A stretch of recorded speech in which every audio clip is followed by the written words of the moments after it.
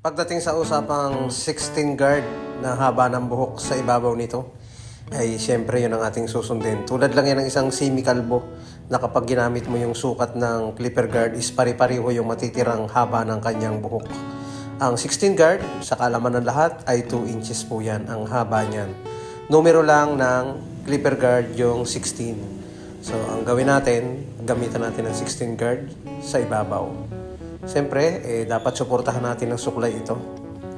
Sukatin muna natin yung buhok kung may mapuputol ba. Ayan, ang magiging difference lang yan kung mataas ba ang hairline, kung saang parte. Yun ang maikling tingnan kapag nakabagsak ang buhok. Pero kapag nakataas, pare-pareho ang haba nito. Pare-parehas na kapal.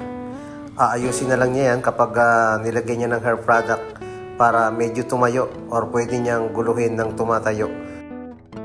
Yung matitira, siyempre ayos-ayusin natin. Kung yung hindi madadala, puputulan na lang natin ng konti ng ating gunting. Pero usually, 80% to 90% is 16 guard ang gagamitin natin or 2 inches ang ating ititira sa kanyang buhok. And then overcomb, iti-taper natin yung gilid. Yung mababang taper lang, yung tipong kumakanto para bumagay naman dun sa kanyang gupit na 16 guard. Pwede mo rin tawagin na naka-blowout taper ang gilid nito. Pero yung ibabaw is 2 inch lahat ang haba. Sa mga kapwa natin barbero, maipaliwanag nyo kung pwede ba yung mga ganitong gupit sa client na nagpapagupit sa inyo. Kayo nang bahala mag-explain kung pwede. At kung hindi po pwede, ay siyempre mag-suggest kayo ng gupit na po pwede para sa kanila. So ngayon, gumamit tayo dyan ng trimmer sa gilid. Ninipisan na natin yung parting likod. Nilagyan na nating lines yung likod ng tenga. At tinanggal na natin yung patilya. Medyo nakasyado lang ng konti para may forma. Yung noo niya is mataas na, kaya ang ginawa natin dyan, nilinis lang natin. Tinanggal lang natin yung mga maliliit na buhok sa parting noo. Hindi na natin pwede siyang taasan ng pagkakaahit. 0.5 na clipper guard sa gilid, and then tinatanggal natin yung clipper guard niya para mawala na agad yung pinakang baseline nito. Kaya sa mga kabataan na gusto ng 16 guard, be sure na mahaba yung inyong buhok.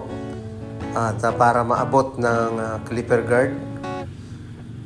Sa mga nagtatanong paano daw ba yung mga bagsak na buhok, pwede daw ba sa 16 guard? Pwede po yan, basta ang importante is lagyan natin ng hair product. Pwedeng oil-based, pwedeng water-based para maging messy or pwede mong guluhin or pwede mong itaas or anime hairstyle yung iyong buhok. Ayan, tulad yan, no? Parang naka-blowout taper, tapos pinatutuyo lang natin ng konti.